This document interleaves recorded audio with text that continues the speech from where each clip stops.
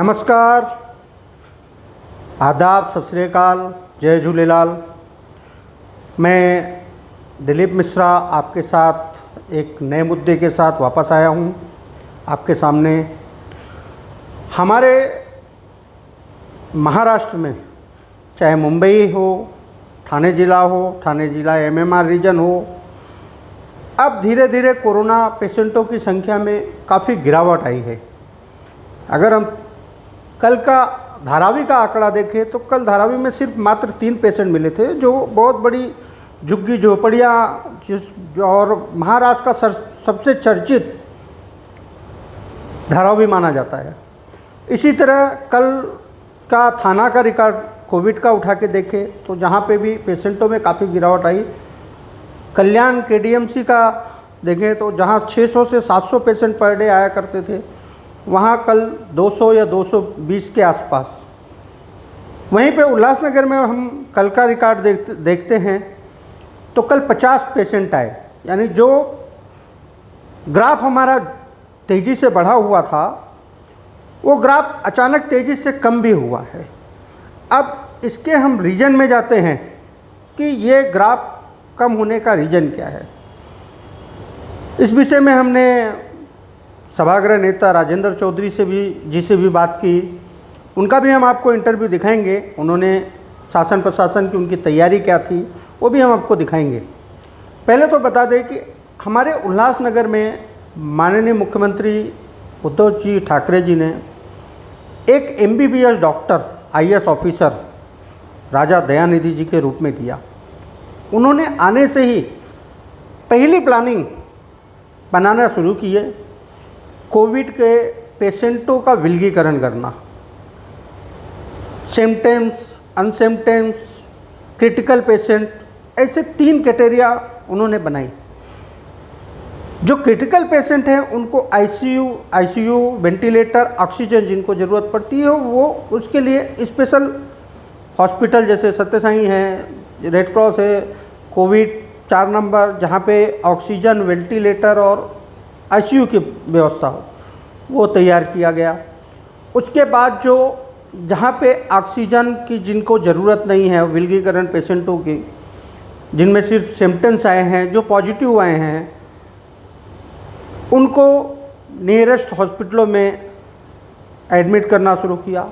और उसके बाद खुद उन्होंने भी रिक्वेस्ट किया सभी से। फिर उसके बाद सरकार की भी गाइडलाइंस आई कि जिनमें सिम्पटम्स नहीं दिख रहे हैं वो व्यक्ति घर में होम क्वारंटाइन भी रह सकता है अपने डॉक्टरों की सलाह पर। निजी डॉक्टर जो उनको ट्रीटमेंट कर रहे हैं वो भी कोरोना की ही ट्रीटमेंट है। ऐसे में लोगों को जो बुखार आ रहा है, खांसी आ रहा है या जुखाम हो रहा है, एक ये वायरल फीवर भी होता है। बरसात का समय है, वायरल फीवर, निमोनिया, टाइफाइड ये सब भी काफ़ी ज़ोरों में चल रहा है। तो इस समय ऐसा नहीं है कि अगर बुखार आ गया तो कोरोना ही है। आप अपने निजी डॉक्टरों की भी सलाह लें। निजी डॉक्टरों की सलाह लेने के बाद आप अपना टेस्ट भी कराएं। अगर कोविड है तो उसका ट्रीटमेंट भी होना चाहिए।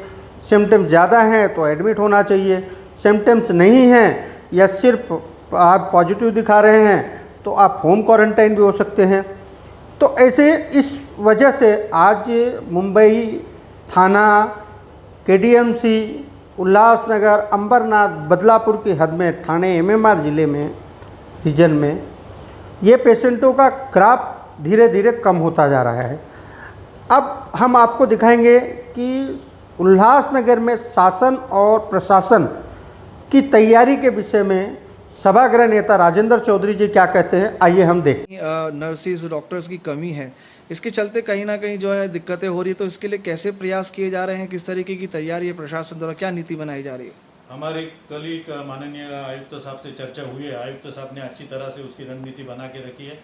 थाना कारपोरेशन ने जो हॉस्पिटल बनाया था खुद ने, और वहाँ पर भी कॉन्टेक्ट बेसिस पे उन्होंने जो डॉक्टर्स, नर्स है वो लिए हुए हैं।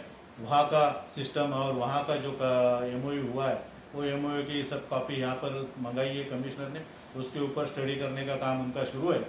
और वही तरीके से थाना कारपोरेशन ने जैसा किया है वैसा उल्लासनगर में हम करने वाले हैं, ऐसा कमिश्नर का कहना है। कमिश्नर साहब इस पे अच्छी तरह से काम कर रहे हैं। और उन्होंने सब स्टडी किया है। और वो थाना के जो थाना कॉरपोरेशन ने जैसा किया है वैसा उस बेसिस पे नर्स और डॉक्टर्स यहाँ पर लिए जाएंगे और अच्छी तरह की सुविधा हमारे उल्लासनगर के जो भी कोविड के मरीज हैं उनको मिलेगी, ऐसा मुझे लगता है। साथ ही साथ में पनवेल कॉरपोरेशन ने भी MGM हॉस्पिटल है उससे MOU किया था और वो MOU की भी हमने यहाँ के कमिश्नर साहब ने स्टडी की है, MOU उधर का मंगाया है। पनवेल कॉरपोरेशन ने जो MOU किया है उस आधार पर हम भी यहाँ पर कर सकते हैं क्या, ऐसे भी करने की कोशिश हमारे आयुक्त साहब कर रहे हैं।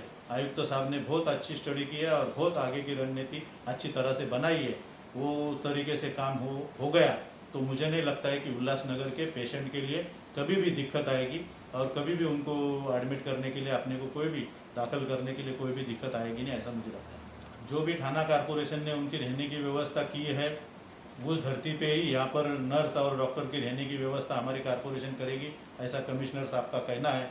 उनके खाने पीने की भी व्यवस्था हमारी कॉरपोरेशन करेगी, ऐसा कमिश्नर साहब का कहना है और उस बात पर कमिश्नर साहब ने अच्छी तरह से स्टडी की।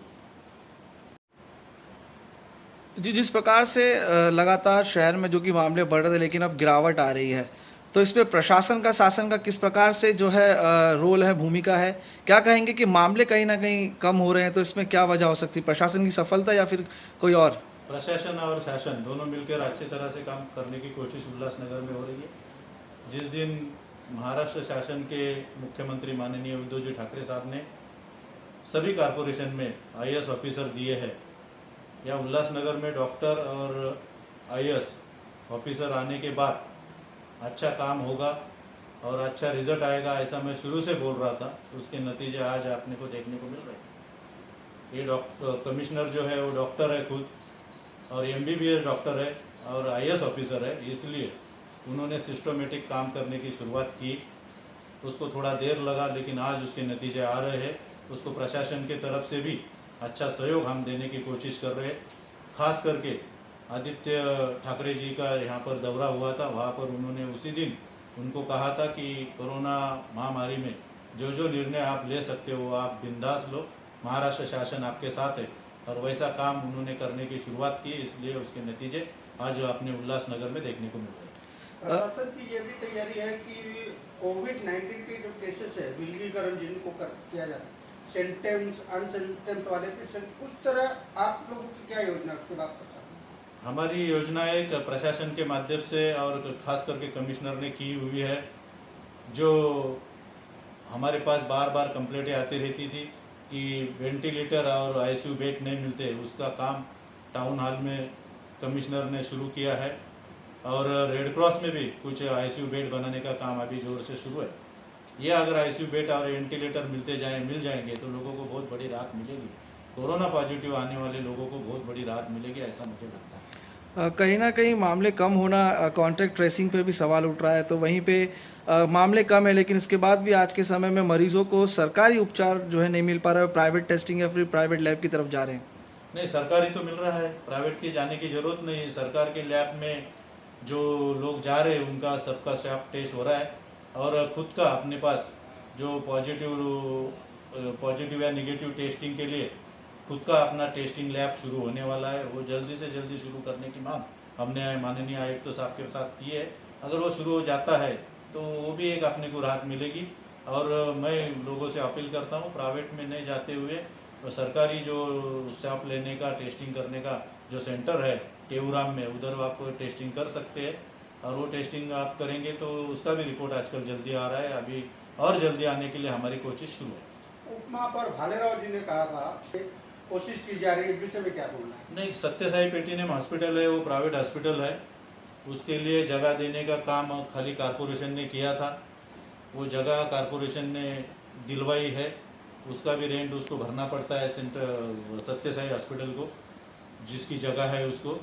ऐसे वक्त पे यह हॉस्पिटल कॉरपोरेशन के मरीजों, कॉरपोरेशन के जो भी कोविड के पॉजिटिव लोग हैं उनको काम में आना चाहिए, यह हमारी पहले से मांग थी। कमिश्नर ने महापालिका का ज़्यादा कुछ मदद नहीं देते हुए भी 50% महात्मा ज्योतिबा फुले के अंतर्गत जो पेशेंट हम वहाँ पर भेजते हैं उसका इलाज वहाँ पर हो रहा है। लेकिन हमारी भी यही मांग है कि शहर में रहने वाले जो भी गरीब लोग हैं जो महात्मा फुले योजना का लाभ ले सकते हैं ऐसे लो कैटेगरी के लोग हैं जिनके लिए वो कोविड हॉस्पिटल का यहाँ पर फ़ायदा होना चाहिए। इसलिए हमने कमिश्नर साहब से ये रिक्वेस्ट की है कि आपने को कैसा उसका ज़्यादा से ज़्यादा उल्लासनगर के कोविड पॉजिटिव आने वाले मरीजों को उसका फ़ायदा होगा। इसलिए आयुक्तों ने वो 2-3 प्रस्ताव हमारे पास रखे। एक तो जो हॉस्पिटल उसने बनाया वो पूरा हॉस्पिटल कॉर्पोरेशन आप पैसा दे के उससे परचेज कर सकते हैं, नहीं तो उसको फिर हम बोल सकते हैं कि बाबा हमारे जो मरीज है उनका हम आपको पेशेंट के पीछे पैसा देंगे, उनका इलाज आप फ्री में करवाओ। ऐसी हमारी कोशिश शुरू है। अगर ये कोशिश में उससे चर्चा करने के बाद हॉस्पिटल के जो पॉल डॉक्टर है उनसे चर्चा करने के बाद जो कुछ नतीजा आएगा उस नतीजे के बाद में आयुक्त साहब को पूरी आदि